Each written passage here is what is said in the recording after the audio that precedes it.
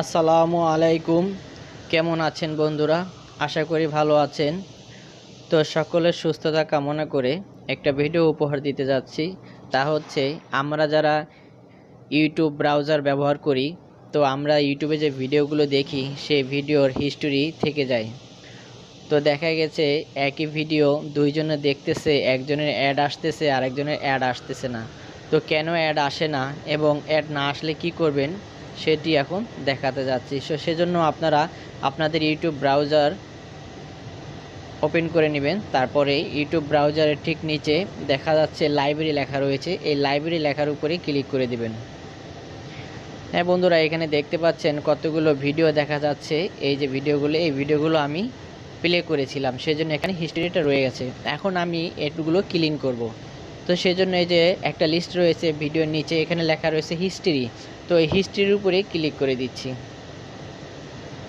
হিস্ট্রিতে click করার সাথে সাথে সকল ভিডিওগুলো এখানে দেখাচ্ছে, যে ভিডিওগুলো আমি পূর্বে দেখেছিলাম। এখন তার উপর কর্নারে, ডান পাশের উপর কর্নারে 3 ডট রয়েছে। এখন এই 3 ডট লেখার উপরে ক্লিক করে দিচ্ছি।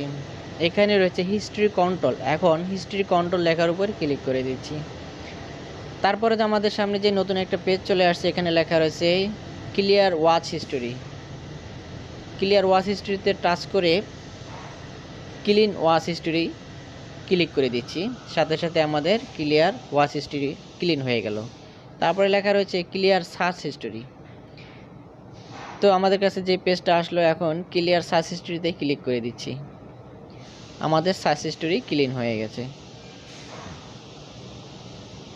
তার নিচে লেখা রয়েছে ম্যানেজ অল অ্যাক্টিভিটি। এখন এই ম্যানেজ অল অ্যাক্টিভিটি লেখার উপরে ক্লিক করে দিচ্ছি। হ্যাঁ বন্ধুরা, ম্যানেজ অল অ্যাক্টিভিটি ক্লিক করার পরে আমাদের সামনে যে নতুন পেজটি ওপেন হয়েছে, সেখানে লেখা রয়েছে নো অ্যাক্টিভিটি। তার মানে হচ্ছে এখানে আর কিছু নেই, সবগুলো ক্লিন হয়ে গেছে। তো আমরা এখন যদি ব্যাগে যাই,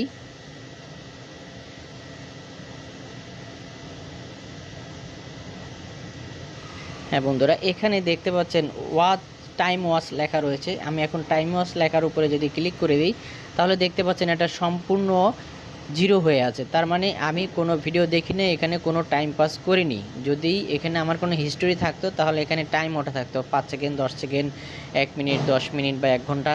তো আমি যদি ভিডিও দেখতাম, এখানে উঠে থাকতো। তার মানে হচ্ছে আমার সব কিছু ক্লিন হয়ে গেছে, আমার ওয়াচ হিস্টোরি, আমার সার্চ হিস্টোরি সব ক্লিন হয়ে গেছে। তো বন্ধুরা, যারা ইউটিউবের হিস্টোরি ক্লিন করতে পারতেন না, আশা করি এই ভিডিও দেখার পর থেকে আপনাদের সমস্যার সমাধান হয়ে গেছে।